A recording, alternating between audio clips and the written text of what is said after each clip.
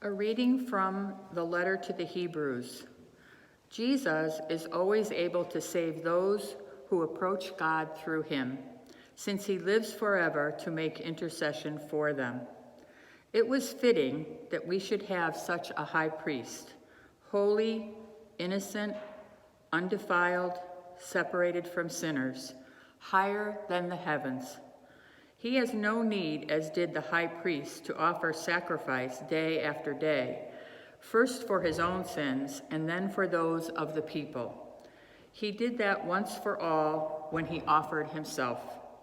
For the law appoints men subject to weakness to be high priests, but the word of the oath, which was taken after the law, appoints a son who has been made perfect forever. The main point of what has been said is this: we have such a high priest who has taken his seat at the right hand of the throne of the majesty in heaven, a minister of the sanctuary and of the true tabernacle that the Lord, not man, has set up. Now every high priest is appointed to offer gifts and sacrifices, thus the necessity for this one also to have something to offer. If then he were on earth, he would not be a priest, since there are those who offer gifts according to the law. They worship in a copy and shadow of the heavenly sanctuary, as Moses was warned when he was about to erect the tabernacle. For God says, "See that you make everything according to the pattern shown you on the mountain." Now he has obtained so much more excellent a ministry, as he is a mediator of a better covenant, enacted on better promises, the word of the Lord. Thanks be to God. And the responsorial psalm, "Here I am, Lord, I come to do your will." Here I am, Lord, I come to do your will. Sacrifice or oblation you wished not, but ears open to obedience you gave me. Burnt offerings or sin offerings you sought not, but then said I, "Behold, I come." Here I am, Lord, I come to do your will.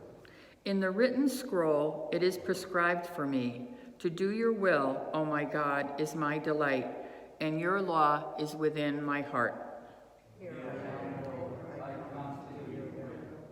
I announced your justice in the vast assembly.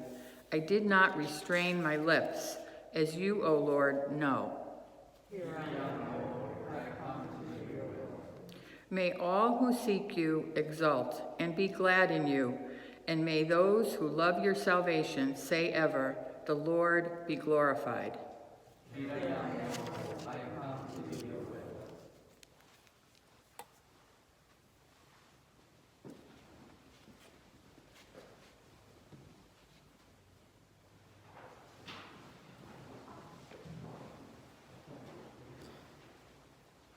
The Lord be with you. And with your spirit. A reading from the Holy Gospel according to Mark.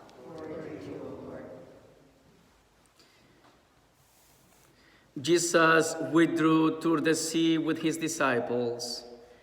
A large number of people followed from Galilee and from Judea, hearing what he was doing.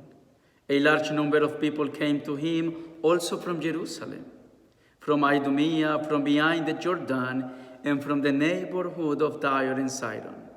He told his disciples to have a boat ready for him because of the crowd, so that they would not crush him. He had cured many, and as a result, those who had diseases were pressing upon him to touch him. And whenever unclean spirits saw him, they would fall down before him and shout, "You are the Son of God." He warned them sternly not to make him known. The Gospel of the Lord. Praise to you, Lord Jesus Christ. Isn't it amazing the God we have? Who is able and willingly to heal us from all our illness. Yeah, that's what Jesus does. He always wants to help us. He always wants to heal us. That is why he came into the world, for us. He did not come for anything else. but for human beings, to save them from slavery, from illness, from oppression, from sadness, from darkness, as He's the light of the world. So, brothers and sisters, we have to be, or better, we have to remind ourselves over and over again who Jesus is and what His mission is, and include that in our prayers.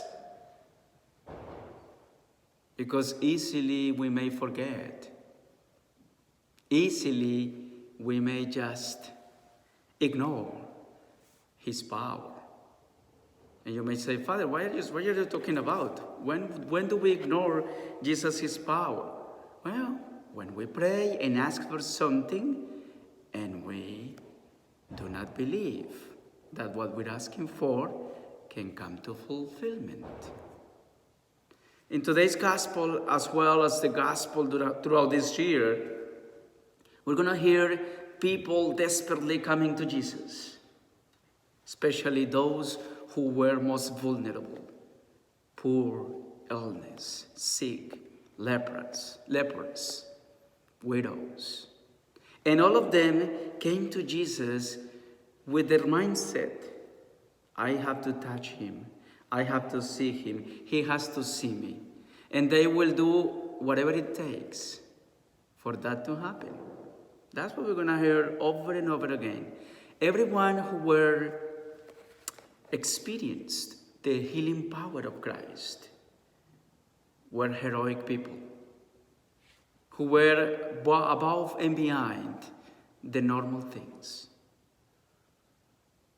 So, brothers and sisters,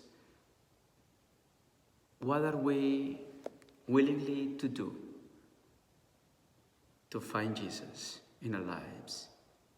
Well, you're doing something very good to come to Mass every morning, very early for me.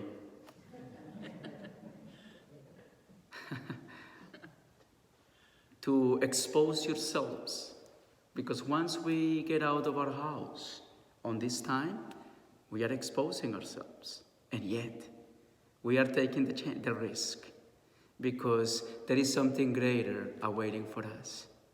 That's exactly what the gospel tells us. We are like the people in the gospel today, in different ways. Yeah, we are also sick, are we? The humanity is ill with this COVID-19. And we're coming out.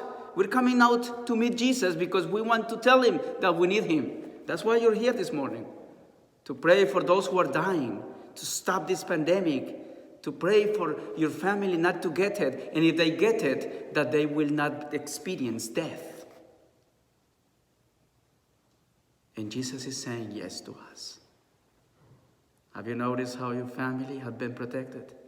Have you noticed, because of your faith, because of your faithfulness, because of you coming every morning, despite of the snow, weather, COVID, and the accent of the Latino priest, you trust that behind those elements, Jesus is present. And Jesus just smiles and listens to you.